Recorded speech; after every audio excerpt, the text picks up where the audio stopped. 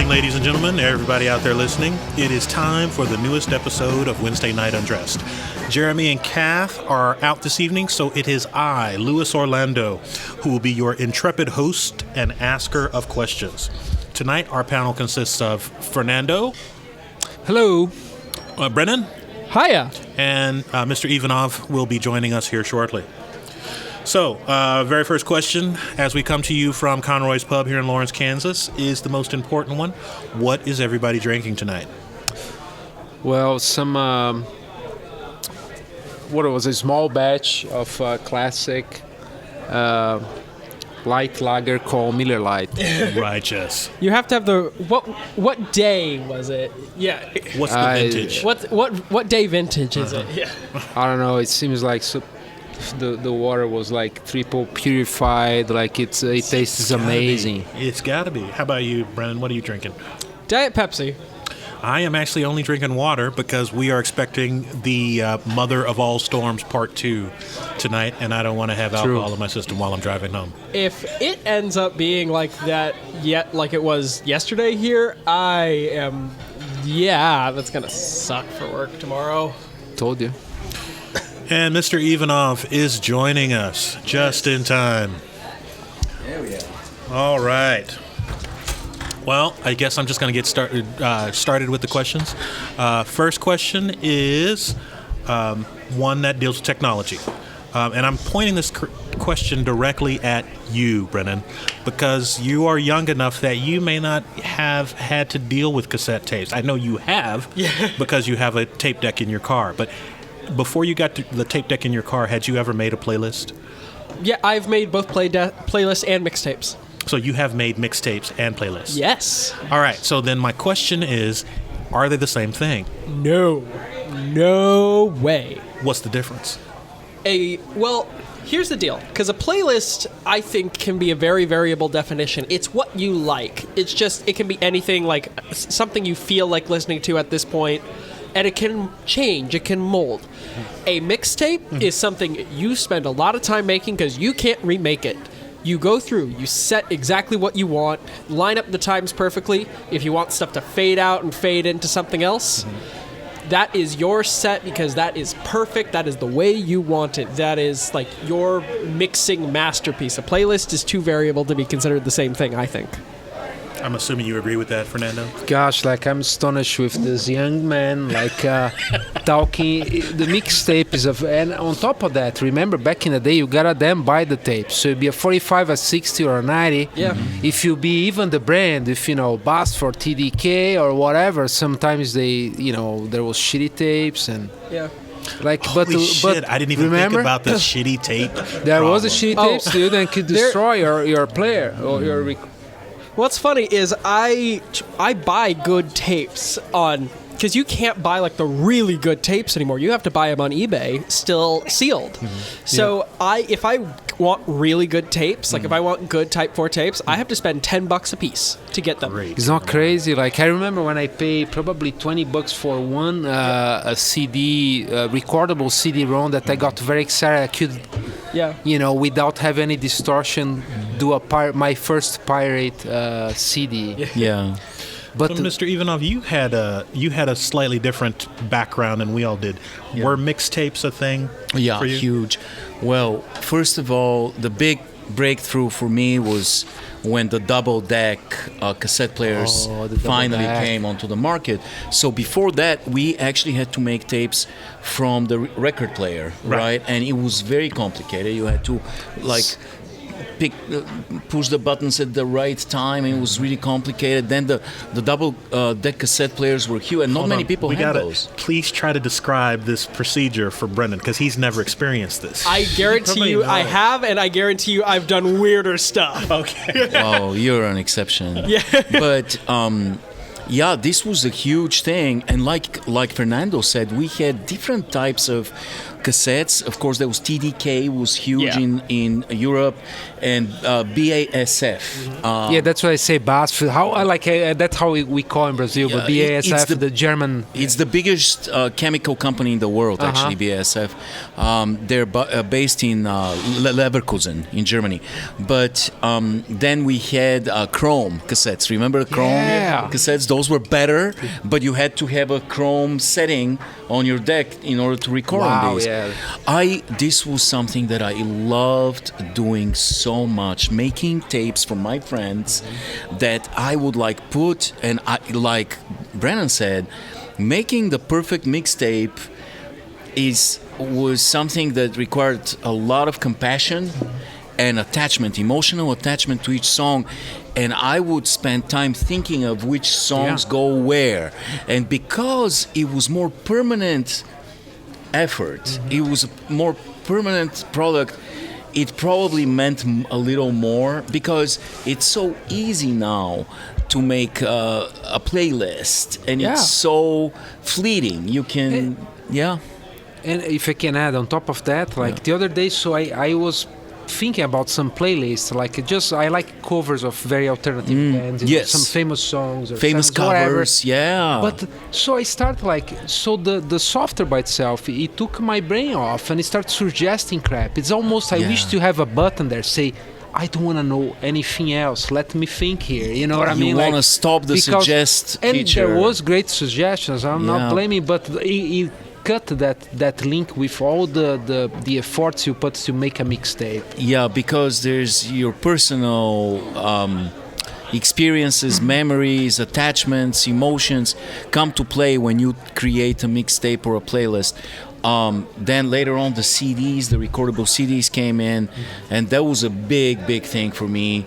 When I realized I can finally make CDs and put whatever song I want on those CDs, and I've made hundreds and hundreds of those for all of my friends, and now, and like you said, Fernando, there would be great rock ballads mixtape.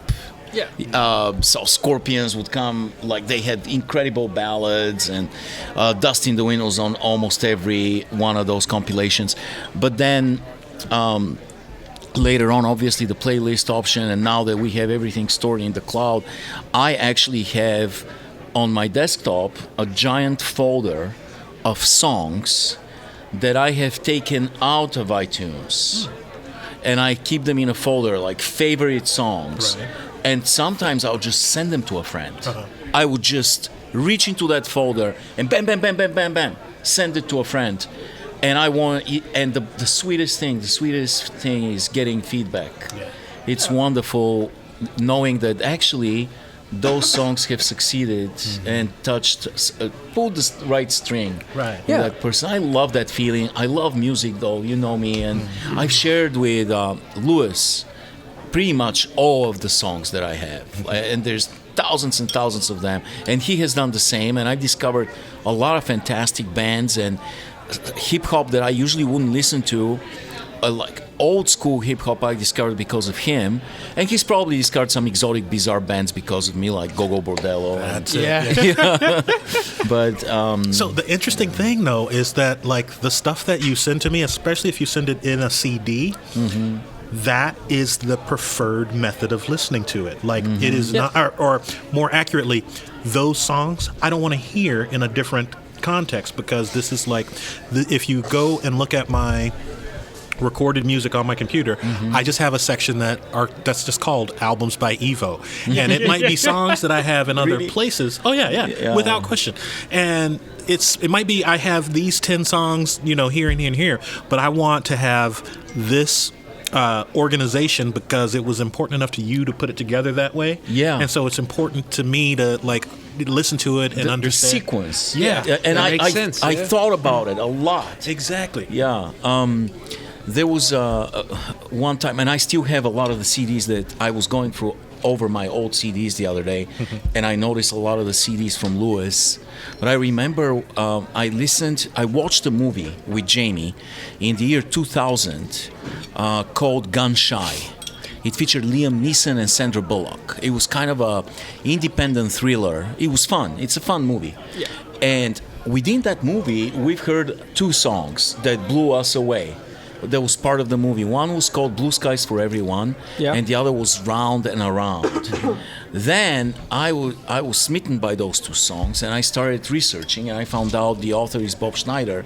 I sent them to Lewis, and that's how we both immediately got addicted to Bob Schneider. And this is quite possibly the second most watched musician that I have. I've seen more concerts of him than anybody else except Vasco the Patch, probably. Yeah. But it's interesting how this was part of a mixtape that I gave you. Yes, yes. Yeah. I will say one of the fun things that I will do with mixtapes, because of my generation and how there's a whole lot of music that I grew up with that never came out on cassette, I probably am one of the only people to record a whole lot of music on cassette. So I've got Kanye West, I've got Yin Yang on cassettes, all the way to like newer Daft Punk, a lot of the groups that I like that you guys probably don't know. And I do that. Heck, I even have 2 setups that I do that are really fun. One is I have a splitter for the 2 channels for audio, so I can transfer them into one recording cassette deck, so I can fade a song out on one and then fade it in with the other one. And then I also have a setup for my computer, so I can put digital stuff on cassettes, which doesn't make a whole lot of sense to some people, but there's some stuff that just isn't even released on CD anymore. That you're the most adorable nerd in the entire universe, I swear. So, Lou, it's interesting that is it safe to say that nowadays we don't necessarily send playlists anymore? We just send songs. When you hear a great song, you just send it to a friend. That's probably the truth. So it's kind of something has probably gone away forever, because I was able to say things about somebody's personality based on a CD or a mixtape they gave me. For example, Lewis would give me a CD mixtape, basically, that one song would be LL Cool J and the next one would be Danzig. And the next one would be Shostakovich or something like this. So you would be able to make assumptions about this person's personality and how eclectic and renaissance that person is. So you would say, hey, this guy is an open mind. He has an open mind about everything. He is open to classical music, rap music, heavy metal. There's no boundaries around that person, and I can be that person's friend, and we will speak the same language. And there is a logic. It's not a random vomiting from a playlist that you just go in Spotify, say random every shit. Yes. It's like there is some meaning. I am probably the only person my age that has actively rejected. I do not like Pandora and I do not like Spotify Radio. I've just never enjoyed. I've always been very picky with my music, whereas like I want to listen to this. So this is what I want to listen to. Yeah. There is a kind of a algorithmic change that Pandora has made. Like when Pandora first came out, Pandora was great because it would actively just pull apart the music that you were listening to and look at the beat, look at the style of music. It would look at the lyric. It would basically, it had all of these different categories that it would look at, and then it would throw out other music that was in that category, and the genre didn't matter at all. Yeah. So what Ivo was just describing with my mixtapes, you actually had an analog to that in Pandora in the beginning, but most people aren't like that, and so they got rid of it. And so now if you put a rap song in, you're going to get another rap song. You put a bluegrass song in, you're going to get another bluegrass song. Could that be also, you look at this as a danger of kind of narrowing our boundaries and interests? It's interesting that the internet is such a great invention, but it facilitated our tribalism. And our narrowing of our horizons instead of expanding them. You can see this with the political landscape and how instead of creating a global community like it was predicted, it's actually dividing us more and more, and we are kind of getting clustered more and more into our little tribes. And the same thing with music might be that if you listen too much Pandora or Spotify and follow their suggestions, you will get stuck in the same genre. It's the same. It's the exact same thing. Yeah, It's the same type of bubble. Yeah. You're going to be in a bubble in some way. The one thing I will say that I think Pandora has done very well for that is I think it has probably been the one thing that has helped introduce more new artists.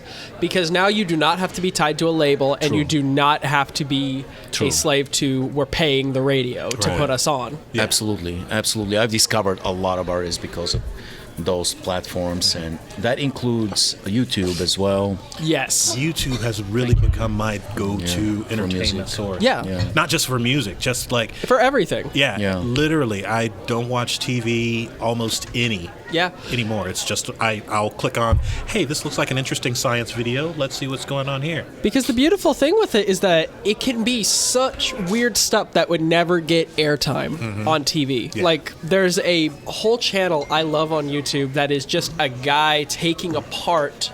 It's this Canadian guy who just swears the speakers off and just takes apart stuff. It's hilarious to listen to, and it's fun to watch. Yeah. This is an Electro Boom, right? No, this is AVE. Okay, gotcha. Electro Boom is one of my favorite shows right now. Take a look at AVE. You'll really like it. All right, cool. All right, I'm going to move on to the next question. So, once upon a time, I felt like it was super important that I physically handle anything that I bought before I buy it to just sort of understand what I was buying. We probably talked on the show at least once before how I used to go out shopping with Ivo's wife, Jamie, on the day after Thanksgiving for the Black Friday sales. Yeah. And it wasn't because I needed something that was only available on Black Friday. It was actually fun to go out and be around the crazy people that were like serious about their shopping.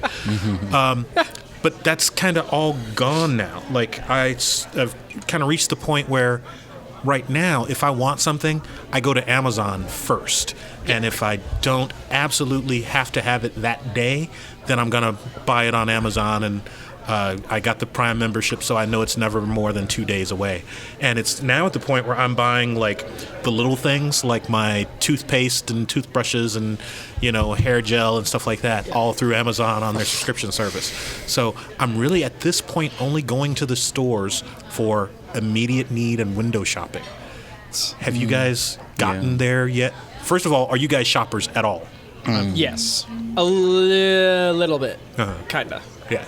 I buy something when I really, really need it. To tell you the truth, I am not much of a shopper, but going to the store and having the tactile experience of actually touching that item, trying it on, has always been part of my shopping experience. It's obviously now it's incredible because you can browse the world. You can browse this giant global store and find anything.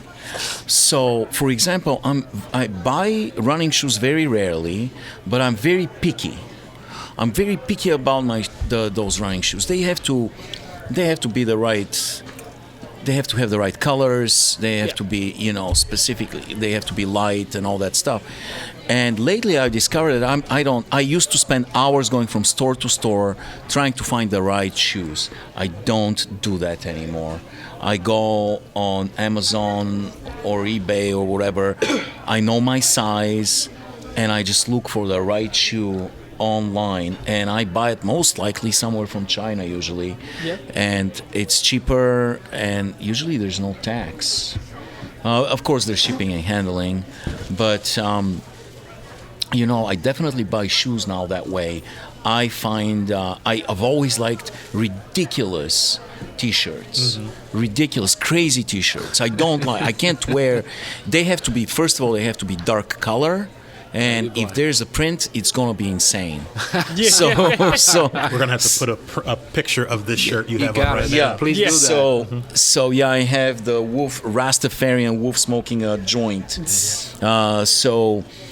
And wearing sunglasses. With headphones, right? Yeah. So basically, those kind of shirts you couldn't find anywhere except maybe at. In the malls at Spencer's at or Hot Topic or Hot Topic, Spencer's, and we used to have Hastings. We don't anymore. But now the world is your oyster. You can buy whatever you want, and I found this insane website / manufacturer that makes insane T-shirts, and that's where I buy them all. What is it? Is it like Cafe Press or Redbubble? No, it's called Monster, simply Monster. Okay. And it has these giant faces of dogs and crazy bizarre designs that I absolutely adore. Cool. So yeah, I kind of love shopping online, to tell you the truth. I love it. How about you, Brendan? You're the young pup on the panel tonight. I'm definitely going to have an interesting perspective because I grew up in the Amazon era. Because I've always been, as far as I can remember, I've always been kind of between the two. Because I will sometimes, a lot of the times, is I'll just use, as they talk about for stores, the showrooming aspect. I will go, if it's something I really need to look at, like I still have not gotten able to switch to buying purely online for running shoes because I bought a pair of Brooks running shoes online. I started twisting my ankle within a week, and I immediately returned those and went back and got crap, I can't remember what these running shoes are right now, but these are the ones I always get. But certain things, I'll have to go in, try them on, and then do my best to try to find the cheapest stuff while I'm in the store on my phone to say, hey, this place has it for cheap. Do you price match? If they do, I'll just buy it there because honestly, I'll pay the $10 to just get it there because otherwise I like having new shoes for that. Yeah. If they won't, I'll just order them online and wait the few days. But for the most part, for me, it's always been a mix of the two because there are benefits to being able to do stuff, but consumables like cables and basic stuff that you don't need to feel or on a whim electronics, I will go to Micro Center to window shop for them. But other than that, I'll just buy them online because it's usually cheaper. Yeah. Usually I'll save the tax, which might be $10, might be whatever. If it's expensive, I'll definitely buy it online to save the tax. Which is no longer a benefit of Amazon. Right. And it's the tax. Now that we are being charged tax, it's still a benefit of Newegg though. So that's where I generally buy all my computer stuff. Gotcha. But other than that, it's kind of become the perfect hybrid for me of go out and look for stuff when you need to, but you can use online to your benefit to just get it cheaper. Is there a store that we actually go to? Do you guys have a store that you always go to, like brick and mortar store? Because it seems like, for example, for photography, everybody just goes to B&H online. Exactly. Yeah. For cameras, camera stores are a thing of the past nowadays. Yeah. For computers, we used to go to Best Buy, but now it's probably cheaper to build computers online. Technology, really, mostly online. Shoes and clothes, more and more Amazon. Is there really a store left that's really... It's just groceries. Computers, it's Micro Center for me 100% of the time. Micro Center I go to. Because they are the best people to work with something. They are the people who've actually offered me great advice on things. But you get that they are a mail order company, right? They're an online presence much more so. They have an online presence as well, but honestly, I feel they try to channel you more into the store. Is that large? I'm curious because even their e-commerce was a little... How do you say, the story by itself online it's not as of course they're not even close to Amazon, but no, I feel it feels like the experience over there it's much better. I feel they try to channel you into the store because otherwise they wouldn't so prominently advertise the 18-minute in-store pickup. That's a good point. And are they local? Micro Center, no, they're international. Well, they're national. But they're I mean, national, do but they have in many different states besides here? Yeah. Oh, yeah. Well, they've got maybe 10 stores. Oh, no, they've got like 30. Are they up to 30 They've got now? some in California. They've got some in Texas, some in the Northeast. I still buy jeans at Kohl's and stuff. I don't buy them online. Jeans are one of those weird things that I never buy unless I happen to see them and say, try. hey, that looks like a decent pair of jeans. I'm the same. Yeah. I mean, clothes I'm still tied to Goodwill. Yeah. Understood. That's what I just do for everything. So Pandora's, what was it, closet? Plato's Closet. Plato's Closet. Yeah. Plato's Closet is good. Are you familiar with the Goodwill online store? I hate that Do they have online store so much. They have an auction site online. They do. I hate that store so much because it has made everything I liked about Goodwill 8,000 times more expensive. Right. But I'm buying a ton of electronics on the No, cheap. They have good. that's what pisses me off about it. I used to use that to buy video game stuff because I used to go through all the Goodwills around the KC Metro, Right. and I got good deals on so many retro video game stuff. Now that they put it all online, everything goes back up to like what it goes here for we on go. eBay, and I'm like, See, they're on. going towards the e-commerce too. Yes. Do we buy anything at Walmart at all? Actually, Walmart is probably like, I have 2 stores that I go to, me personally. Yeah. Costco and Walmart. Yeah. If I can't buy it at Costco. What do you buy at Walmart? All the stuff that I just... Cleaning materials? I buy cleaning supplies at Walmart. I buy, groceries. quite honestly, mostly cleaning supplies at Yeah, Walmart. yeah. Paper towels and stuff. Yeah. and, Yeah. yeah. Because clothes, I don't know about clothes. Yeah. Clothes, it's nice. They fall apart real fast. for most. I feel like they do, but I'm also kind of...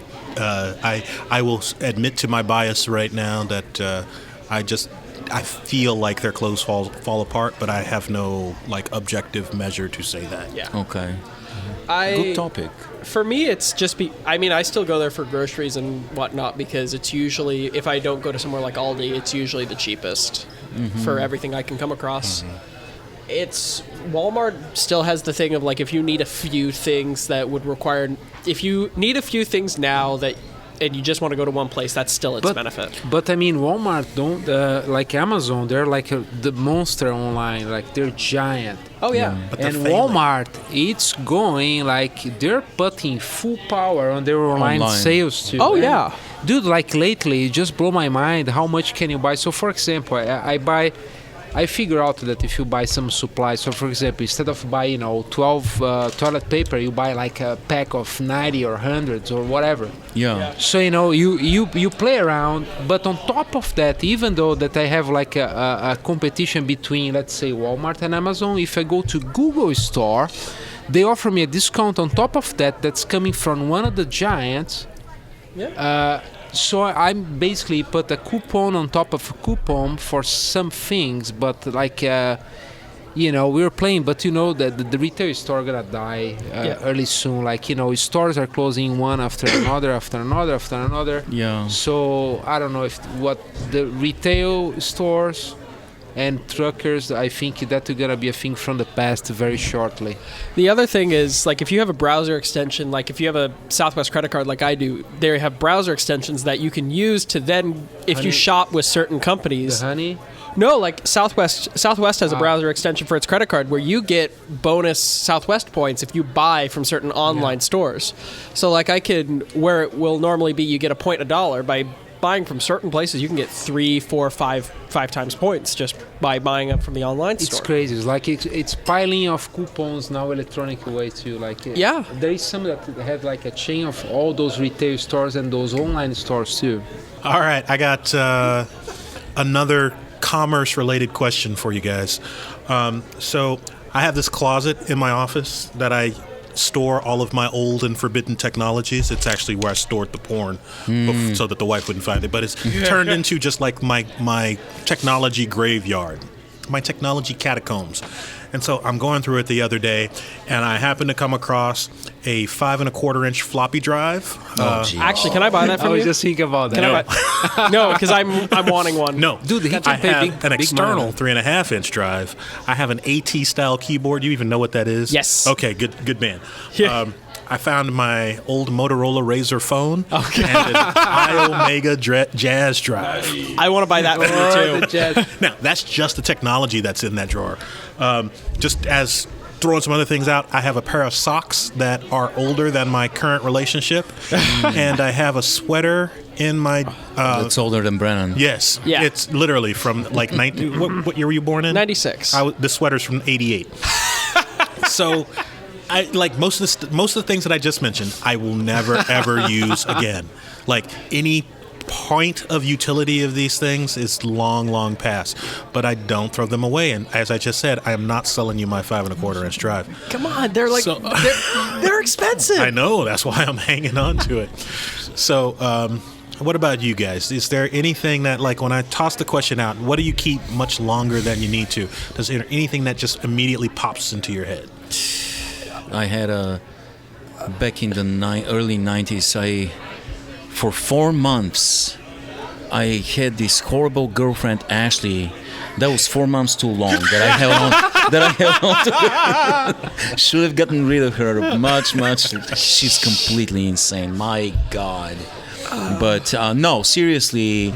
I know what my lovely wife holds on for too long. And my son, shoes. Oh, really? Freaking shoes. Shoes that, I mean, there might be great shoes, but they don't wear them. That's what's like crazy. They just don't wear them. Emil has, I swear he has 20 pair of basketball shoes. Why? He wears 2 pairs of them. The others, I don't know what's the obsession with those darn shoes. I have many things. I have stupid T-shirts like from way back that I need to dump. I have, you know what? I have a basket, and Jamie's probably going crazy because of it. It's one of my pet peeves. I have a giant laundry basket packed with socks, unmatched socks. Okay. And I still hold on to this hope that one day you'll find from that parallel universe where socks go, their partners, their mates will show up, and their spouses, if you will show up, will enter through the portal of the land of the forgotten socks and pair up. And I swear I've turned the house upside down.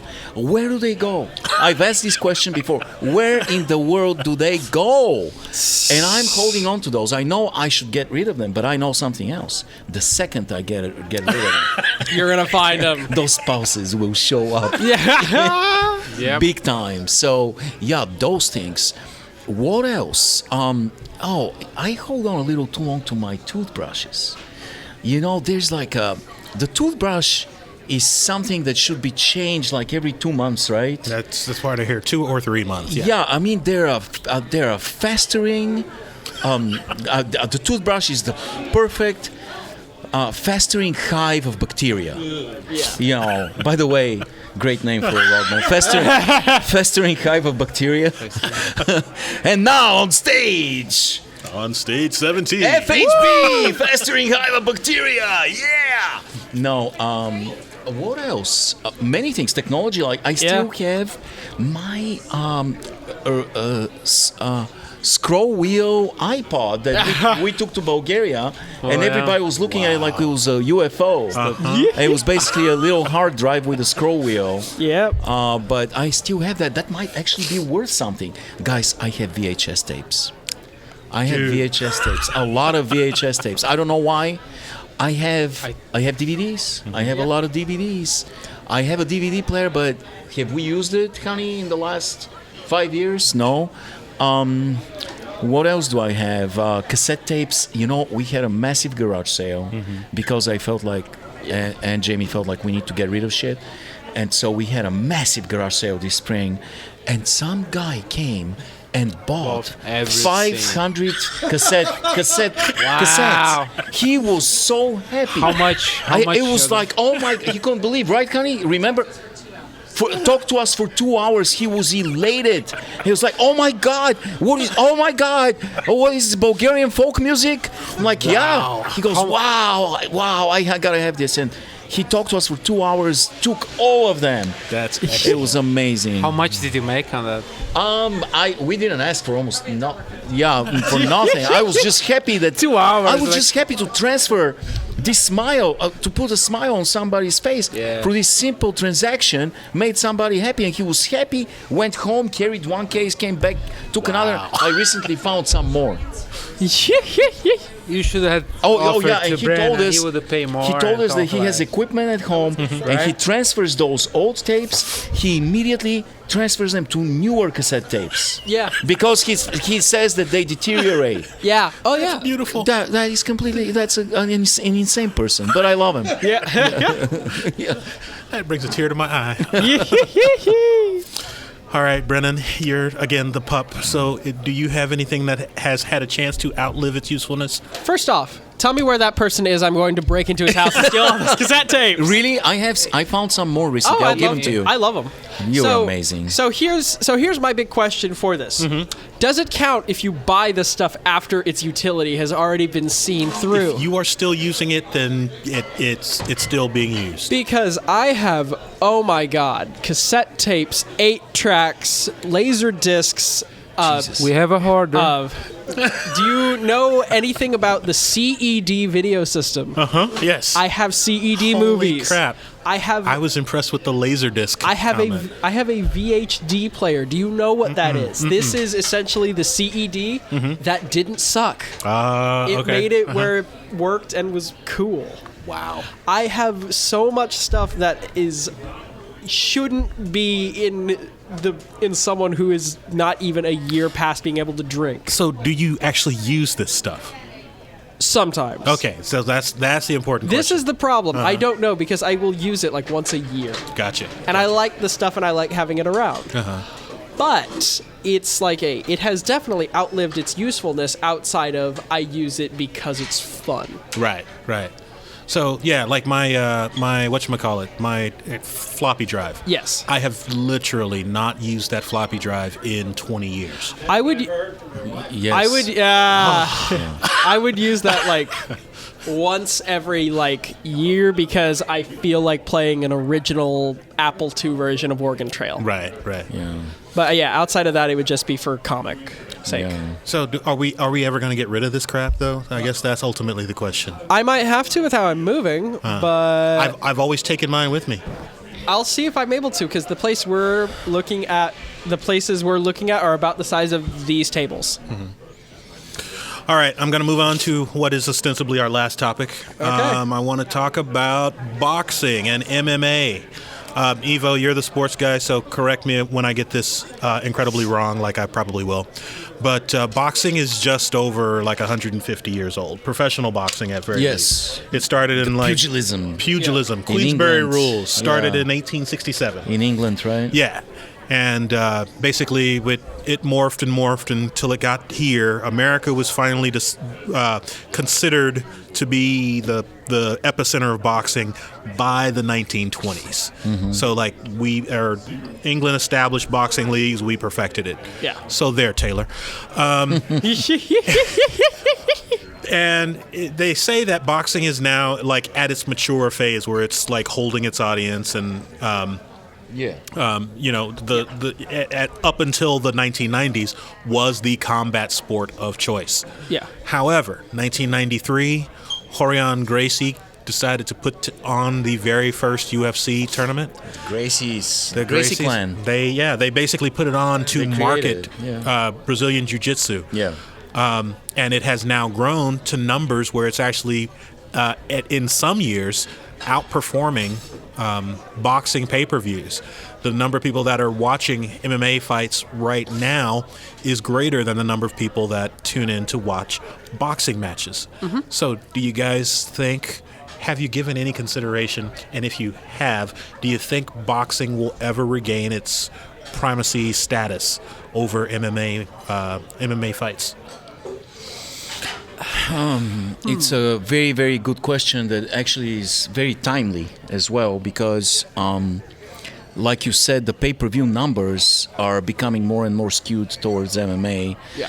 And ultimately, I think it's kind of logical for MMA to take over. If you look at MMA, it's more of a representation of the global direction that the world is moving towards. It's a conglomeration of many martial arts. Right.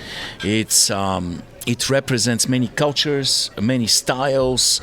It's also, in terms of street application, is far more practical than boxing. It's quite possibly more entertaining. And there are other reasons that I think explain why boxing has made a step back and is quite possibly in decline. One of them is probably the greed that was kind of attached to boxing for the last maybe 30-40 years, if not longer. But because of greed, it was segmented too much. Boxing was segmented into 4 different federations, as you know. There's 4 different governing bodies. Now, also consider each governing body awards 17 championships in 17 categories. You put that together, that's 68 titles. Yeah. 68 titles. How can it not be confusing to people? Who in the world is the champion? Yeah. And why that too many categories is damaging? 17 categories is too much. In MMA, there's only 8. Only 8 categories. Also, boxing with Back in the day, it was there was one. just one. But they had to. But you know, also the rounds, the continuation. So there's 12 rounds in boxing of 3 minutes. In MMA, there's between 5 and 8 rounds, 5 minutes each. So there's more continuing action and less interruption. Let's chop. And so it's more entertaining. They're also marketing really well their stars, the charismatic characters. There's more representation of different countries. Most people don't even know the heavyweight champion nowadays in boxing. And so, and there are some recently what's saving boxing is some colorful characters that came in to replace the Klitschko's, like Tyson Fury, a very interesting gypsy guy from England, and then Anthony Joshua, a very, very charismatic guy, incredible boxer. So that's benefits boxing MMA at the same time. The migration, it's interesting that migration happens from boxing to MMA, not the other way around. MMA fighters don't become boxers. Like Conor McGregor, he tried boxing versus Floyd Mayweather, but he didn't turn into a boxer. He had one boxing match. Whereas a lot of boxers try their hand at MMA. They migrate to MMA, then they know their weakness is grappling and ground technique. So they work on their technique to improve their weaknesses. But they continue to punch. And the other way, it just doesn't work. MMA fighters don't go to boxing. Right. So that's interesting that there's one-way migration of elite athletes from boxing, like Holmes, the girl that beat Ronda Rousey. She was a world champion in several different organizations, boxer. And she migrated, she learned how to kick, she learned how to fight on the ground and became an MMA superstar. So it's an interesting, as a business model, it's interesting to see how it's going to progress. What do you think, Brian? I very much disagree with you. I think boxing actually has a chance to come back, but it's in a state right now of where a whole lot of sports get into it where there's no American personalities, so they just lose sight. Pay-per-view money, or? Well, they lose. America has a big problem where if there's no American stars or no American personalities specifically, it falls off a cliff. Jones, the greatest one. The greatest. Well, he's been punished a lot for... But John Bones Jones, he's the best MMA fighter of all time, probably, quite possibly, pound for pound. But we still see a lot of MMA fighters are American and are from this area. Yeah. I say that because we see what's happening in Latin America with boxing. Because you're saying boxing doesn't have American stars. Boxing does not have its American star right now. Yeah. So that is, I think, the primary reason why we are not still watching boxing. I see what you're saying. Because MMA still has its own problems with fragmentation. Because UFC is still the top. But there's still a whole lot of other leagues aside it. Like Bellator is still always trying to get to the top. And I can't remember the names of the others, but there are still other leagues that still try to poach people for contracts. The other ones quite literally die off so quickly that you can't keep track. That's true. But I still think it's very important because it's still very important to look at because I think boxing still could come back if they get more personalities. I'm personally surprised that a boxer like Deontay Wilder hasn't caught American attention because he's one of the most entertaining, he's one of the most fun heavyweights I've seen to box in a long time. Yeah. So it's interesting that you say that because I pulled up this infographic and it actually shows from 2002 to 2017. This is just prior to the Mayweather McGregor fight. Yeah. And one of the things that they point out here is that boxing has only had really 6 well-known names in the last 15 years that are able to draw $1 million. And one of them is Oscar De La Hoya. Yeah. He's like 70,000 years old. Yeah.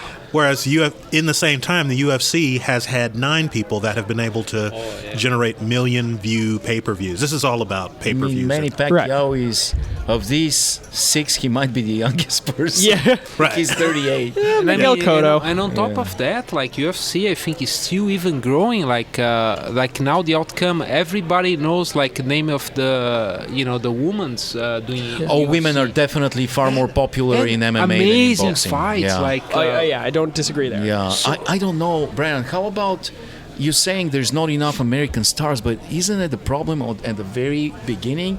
There's less and less kids and less teenagers actually signing up for boxing and going into Royce Jiu-Jitsu, Brazilian Jiu-Jitsu gyms and MMA gyms and starting very young to going into MMA. I cannot comment there because I've never been able to see that. I don't know myself. either, but it seems like it. For me, though, it's at least I look at because boxing still has some of the most recognized figures in history, so it will always still get. Well, because it has history. MMA doesn't have history. It has 20 years. And I always worry with the way that MMA is organized that it's going to get too greedy for itself and kind of tear itself apart. Well, no. Right now they're better organized because there's only UFC is considered the one legitimate league, whereas in boxing they're fragmented. Like greed has conquered boxing. It has not yet destroyed but MMA. it's a different one though. I think eventually UFC's own greed is going to kill itself because it's too centralized, because there's just then a white holding all the strings, or what? Yes, exactly, because I think he's very greedy. Yeah, Dana White and sketchy. Someone who I can't remember who bought because someone bought UFC. Someone just bought him, but I have no idea. And it was White sold it? Or? Yeah, Dana White. He sold it for a couple $1 billion. Oh, that's good, maybe. No, because it's now a corporate-owned property, and I wonder if it's going to get too corporate, and people are going to start leaving because it limits their earnings potentials. Well, that might be better than having just an individual hold all the strings. I don't know. It worked with NASCAR, family-owned. And Star Wars. That's the guys that bought it from Dana White. Who? The Fertitta brothers. I saw it associated with like a big television network. I could swear it was someone more than that. Maybe they are associated with it. I don't know specifics, but right now they're moving in the right direction, and boxing is moving in the wrong direction. I agree. Yeah. So, it's kind of sad watching the Olympics and celebrating when an American gets a bronze medal and saying, oh my gosh, we got a medal in boxing and everybody's happy. Yeah. It used to be that we would dominate boxing in the Olympics. Now, on amateur level, a Golden Glove level, we don't have quality. We don't have it's good mostly boxers. Latin America. I got to correct it. WMEING actually bought it. Yeah, that's from the Fertitta brothers. Yeah, that's Warner, I think. Uh-huh. Yeah. Isn't that the Chicago network, TV network? That's WGN. Oh, okay. Yeah. No, WME is Warner. Oh, okay. Okay, so that's very interesting. It's worth following. It's worth following this storyline and see how it's going to develop. I gotta tell you, we don't pay money pay-per-view to watch boxing events anymore. I paid $100 to watch Pacquiao Floyd Mayweather. Invited a bunch of friends, maybe 3-4 years ago, and that was a lackluster. And I told myself, we're not going to do this again. This was boring as hell. We had two boxers just avoiding each other, basically. But I tell you what, my buddy Neil Rasmussen, who's right here, he purchases regularly pay-per-view and does a fight night where he invites a bunch of idiots. Yeah, and it's a lot of fun. And it's very much unpredictable. We actually watched Conor McGregor lose to some dude that was a last-minute replacement. Nobody knew his name, and he managed to beat Conor McGregor. We watched the Ronda Rousey's disaster. We've watched some really, really incredible fights that were completely, you didn't know what's going to happen, but entertainment value was incredible. It remains to be seen how dangerous it is long term. Right now they say boxing is more dangerous because of basically you have multiple subconcussive traumas to the brain and some concussive. And when those accumulate, you develop. I mean, they call it punch drunkenness. The CTE, chronic traumatic encephalopathy, is actually called punch drunkenness, and it came from boxing. And boxers who sign up to play box, they know exactly what they're signing for. Right. You know, it remains to be seen how much damage MMA causes. Maybe not as much because the punches are not that numerous. I still wonder grappling. I still wonder how it can't be, because so many people get broken limbs in MMA because of the different kind of moves allowed. Broken limbs are different than like CTE. It's different, but it's very much more visible to people. You know what? We haven't let Fernando talk about this. He's from Brazil. He may know the Gracies. Yeah, Royce Gracie. What's your thoughts, man? So what are you talking about? No, but there was a lot of. I want to jump on the Ivo's point. That's the same way people get very harmed with like American football and boxing. How many MMA? I'm surprised we never heard it because it's way more extreme. So much blood. They were wiping blood off the floor. It's almost like when you see those fights, it's tough to watch. It's so sometimes. extreme. Like I love to watch, but at the same, I feel guilty because man, it can't be. Even though I cheer for this thing to become like an Olympic sport, but it seems so harmful. I have a hard time. I gotta admit, I have a hard time watching. Sometimes I just close my eyes. Yeah. I can't. The damage being done to a human being, and I have a kind of a soft heart. I have a hard time. Even though I look at the technique, at strategy, and I appreciate it, and I'm amazed by it. Sometimes I just want to turn it off. Yeah. So I don't know. If you guys had like boxing is not like it doesn't look as violent because of the gloves, because of there's not as much blood usually. It's a little easier and more technique is involved seemingly on the surface. I guess there's more technique in UFC, but they call it the sweet science for a reason, because it's a lot about geometry and strategy and movement, leg movement, things like that. A lot of it is avoiding being hit. Yeah. And really, some of the greatest boxers are those that manage not to get hit, like Floyd Mayweather. Yeah. He doesn't deliver devastating punches or strikes. He avoids getting hit, and there's a lot of beauty in this. Oh, yeah. And that's the reason why I will always blame ESPN for the failure of the Mayweather-Pacquiao fight, because every single person I know who liked boxing knew exactly how that fight was going to go. Right, exactly. But ESPN hyped it up way too much. Yeah. All right, we are coming to the end. I have the lightning round question. I need the best thriller movie from each one of you guys.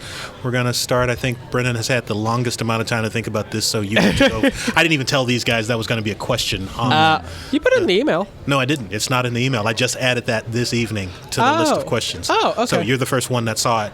So your vote for the best movie thriller of all time goes to 5 seconds. Bourne Identity. The Bourne Identity. Yes. Very good. Fernando? Let's go Reservoir Dogs, Silence of the Lambs, Shining, Fight Club, Taxi Driver, Cape You're Fear, just taking Dogs, everything. Old Boy. Oh, now pick one of those. Fight Club. Fight Club. Wow. All right. Mr. Ivanov. I'll go with Silence of the Lambs. That's a classic, and you can't catch your breath. Yeah. It's amazing. All right, it's written here on the paper. The correct answer was Cape Fear, starring Robert De Niro and Nick Nolte. Love that one. But acceptable answers do include Silence of the Lambs, The Game, and Adventures of Power. The Game was excellent. If you haven't seen... The Adventures of Power! If great. you haven't seen Adventures of Power... You have to. It is Great. a competitive... It's an air drumming competition. The air drumming community.